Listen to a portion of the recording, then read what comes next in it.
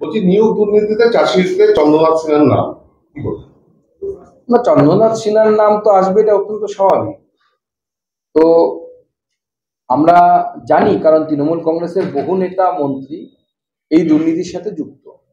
তাদের মধ্যে অনেকেই প্রমাণের অভাবে ছাড়া পেয়ে গেছে, অনেকের নাম হয়তো আসেনি এখনো, ভবিষ্যতে হয়তো আসবে। তো চন্দ্রনাথ সিনহার নাম এসে গেছে। চন্দ্রনাথ সিনহাকে সবাই চাদু নামে চেনে, চাদুদা চাদুদা বলে। আমার ছোটবেলায় মিঠুন চক্রবর্তী সিনেমার গান শুনেছিলাম, ও চাদু রে দেখলে কেমন তুমি খেল। এবার চাদু রে কেমন তুমি খেল, খেল দেখবে এবার চাদু। ইডির প্রাথমিক অনুমান 13 কোটি টাকা দুর্নীতি করেছেন এই চন্দ্রনাথ সিনহা। 13 কোটি টাকা হয়তো ইডি খুঁজে পেয়েছে, এটা হিমশৈলের চূড়া মাত্র।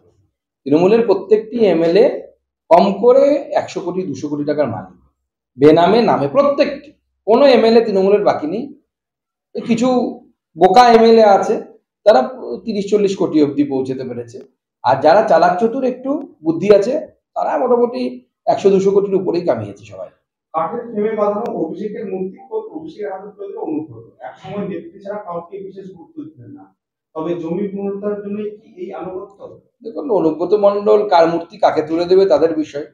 তো মূর্তিটা খুব সিম্বলিক, কারণ আমরা সাধারণত দেখেছি বিভিন্ন নেতাদের মূর্তি মৃত্যুর পরেই তৈরি হয়, মৃত্যুর আগে তো তৈরি হয় না।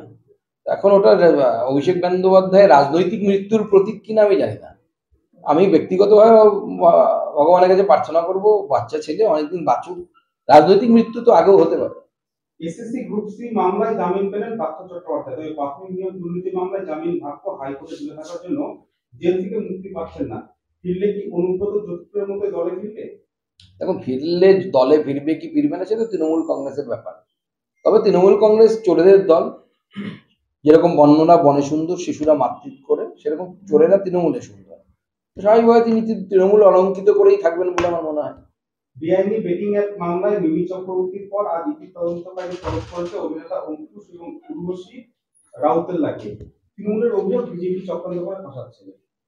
দেখুন, যদি বিজেপি চক্রান্ত করে ফাঁসায়, তাহলে এই যে যে নাম, তৃতীয় নামটা আপনারা নিলেন, উর্বশী রাউতেলা, তো উর্বশী রাউতেলা তো তৃণমূল করে না, বা কংগ্রেসও করে না, কোনো রাজনৈতিক দলের সাথে যুক্ত নয়, তাহলে তাদের নাম আসছে কেন? আপনি যদি বেটিং অ্যাপের সাথে যুক্ত হন, স্বাভাবিকভাবে আপনার নাম আসবে। এবং আমরা বুঝতে পারি যে এই রাজ্যের অর্থনীতির অবস্থা যে ভঙ্গুর, অর্থনীতি নেই। আগে 100টা সিনেমা তৈরি হতো টলিউডে, এখন সেটা 40-এ নেমে গেছে গোটা বছরে। তো কোথায় যাবে এরা? নানা রকম অসামাজিক কার্যের সাথে যুক্ত হয়ে যাচ্ছে। দেশের নিরাপত্তা নিয়ে প্রধানমন্ত্রী সেনাবাহিনীর বৈঠক, আব্দুল রহিম বক্সির ব্যাখ্যা, রাজ্যে জরুরি অবস্থা জারির মাধ্যমে সেনাকে ব্যবহার করে মমতাকে ক্ষমতাচ্যুত করার ষড়যন্ত্র করছে বিজেপি বা প্রধানমন্ত্রী। দেখুন, এই মাদ্রাসা ছাপ নেতারা এর থেকে ভালো আর কি বলতে পারে? পড়াশোনাই করেননি জীবনে কোনো, এটা জানেই না যে এটা রেগুলার এক্সারসাইজ, প্রতি নির্দিষ্ট সময় অন্তর অন্তর এটা হয়, সেখানে প্রধানমন্ত্রী আসেন, এটাই নিয়ম। আর্মি যদি আর্মিকে ব্যবহার করতে হতো, তাহলে এত 10 বছর বা 15 বছর কমপ্লিট হওয়ার প্রয়োজন পড়তো কি?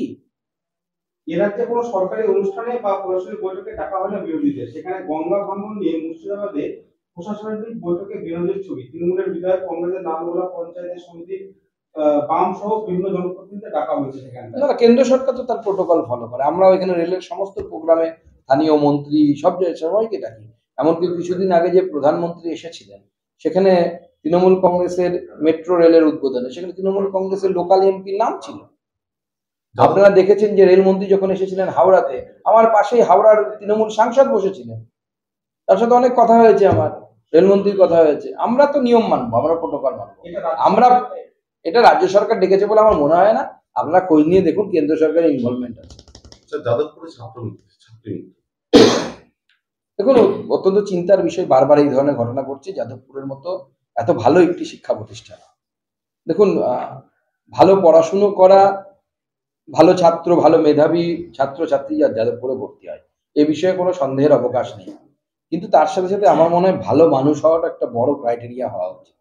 আমি ভালো ইঞ্জিনিয়ার হলাম, আমি ভালো অধ্যাপক, বা আমি কোনো পলিটিক্যাল সায়েন্সে ভালো হলাম, বা আমি বাংলাতে ভালো হলাম, আমি উচ্ছৃঙ্খল জীবনযাপনে অভ্যস্ত হলাম, তাহলে এই ধরনের প্রতিভা যা অতি বাম এবং বামেরা এই ছাত্রছাত্রীদের মনের ভেতর ঢুকিয়ে দেয়, এই ধরনের প্রতিভা না পরিবারের কাজে লাগে, না সমাজের কাজে লাগে, না দেশের কাজে লাগে, না কোনো সংগঠনের কাজে লাগে।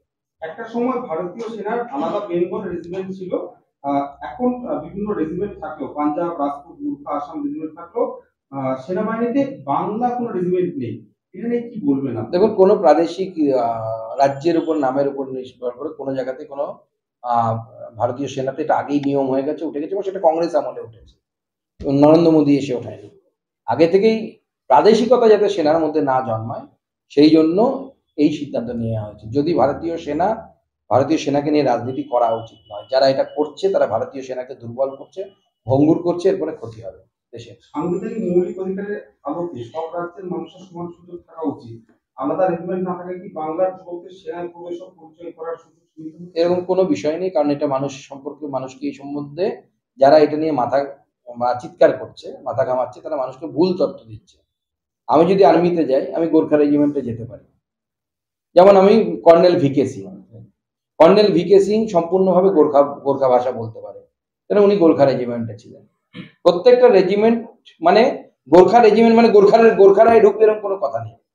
সম্পূর্ণ ভুল ধারণা তৈরি করার চেষ্টা করার হচ্ছে, ভারতকে ভাঙার চেষ্টা করা হচ্ছে, ভারতীয় সেনাবাহিনীর মনোবলকে ভাঙার চেষ্টা করছে আমাদের বিরোধীরা।